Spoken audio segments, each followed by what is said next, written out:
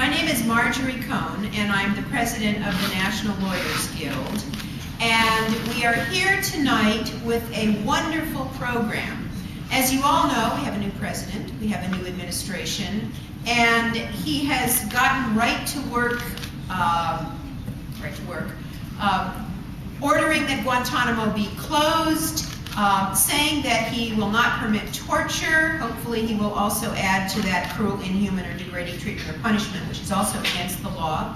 And he's going to honor the Freedom of Information Act requests, which John Ashcroft suspended frequently shortly after 9/11, and we are expecting much, much more. But now is the time for progressives to push the new administration to implement real progressive change that respects human rights.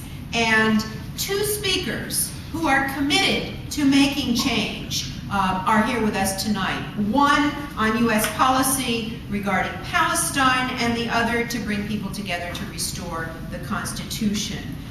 The National Lawyers Guild International Committee and the Brooklyn Law School chapter of the National Lawyers Guild are jointly sponsoring this program tonight, and we thank them for that. I want to start by introducing Naomi Wolf, who will speak briefly and then take questions. She's going to have to leave early to pick up her child, and then I'm going to introduce Rashid Khalidi, and he is going to speak, and then we'll have a discussion as well. So help yourself to food and drink if you haven't already, and we will get started. Naomi Wolf, and by the way, I want to say that Naomi Wolf and Rashid Khalidi have something in common beyond being courageous fighters for social justice, and that is they both went to Oxford. So we've got a little common denominator there.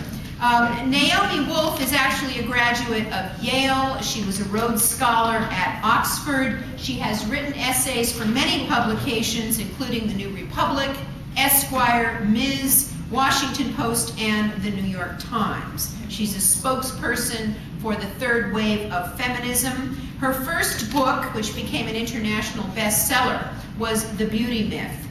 She also wrote Fire with Fire, The New Female Power, Promiscuities, The Secret Struggle for Womanhood, and Misconceptions. Her recent work addressing the Constitution and civil liberties is The End of America, a letter of warning to a young patriot.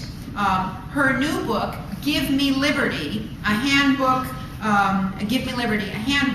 is available for sale in the back, and hopefully you'll pick up a copy of that. There's also a DVD based on that book as well. She is the co-founder of the American Freedom Campaign, and we're just delighted to have with us tonight. Join me in welcoming Naomi Wolf. Thank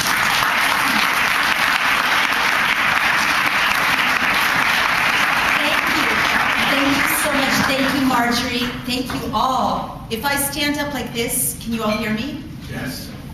It's a very, very great honor to be invited to speak to you for a number of reasons. The first, I'll just get out of the way. I'm not a lawyer, and I'm kind of intimidated by people who are lawyers, because the ability to actually understand and clarify and interpret the law is a very, very beautiful thing to me when it's properly done. And my journey over the last few years as a layperson, trying to understand threats to the Constitution, trying to communicate with my fellow citizens about what is to be done about that, has made me kind of have a very emotional, feeling for those who reverence the law, as well as for the law itself. So I'm just going to forge ahead as a layperson, but I just thought I'd confess that.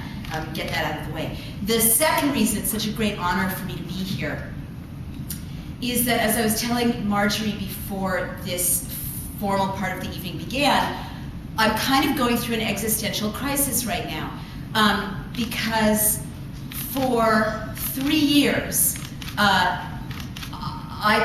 in my own sort of individual way, have been struggling with the issue that I'm sure most of you, if not all of you, have also been struggling with, which is how to alert our fellow citizens who 3 years ago, many of them were not seeing the lights blinking red, about the threats to the Constitution, the rule of law, the systemic threats, and trying to wake people up in time. And it was a very scary journey. And I'll briefly summarize in a minute what I've been up to for those of you who aren't familiar with my work. But the bottom line is, over the last 3 years, it started with, when we first began the American Freedom Campaign 3 years ago, there were a handful of people in the United States of America who were standing up and saying publicly, you will not torture, you will not engage in secret rendition, you will not sustain secret prisons. The Patriot Act is not acceptable. The whole wave of the culture, the trend of the culture, perhaps outside of the circles you travel in, but certainly out there in America, was very complacent about these things, if not worse than complacent, compliant and fearful, and going along to get along. And so the handful of people that I came to know in this journey who were like lights, beacons, saying we're not going to let the darkness close down, were basically Marjorie and 35 other people. People at the National Lawyers Guild, people at the Center for Constitutional Rights, people at the ACLU, and Human Rights First and Human Rights Watch. And, I guess my existential crisis is, while it has been an incredible privilege to become colleagues, I hope, and friends of these remarkable people on this journey, and I mean that in a very personal way. Often I'll turn to Marjorie or Heidi or Michael Ratner and ask, as a layperson, help me understand, as I just did to Marjorie, help me understand how to explain to my audience what to do now about prosecutions, or help me understand, what can we do about torture vis-a-vis, The Hague? Why are we not saying, these are tricky things if you're not a lawyer. And I've been privileged to have these people kind of holding my hand in a way intellectually and walking me through understanding these things so I can communicate them to other lay people, because lawyers often speak eloquently to one another, human rights activists speak eloquently to one another, but what's often missing is a translation to a wider audience. But the existential crisis really comes from the fact that, now that this great burden has been lifted of active fear, active watching tyranny set up an edifice day by day, and feeling personally frightened because of various kinds of harassment that I don't need to go into now, which I know every one of the leaders in this movement has also experienced.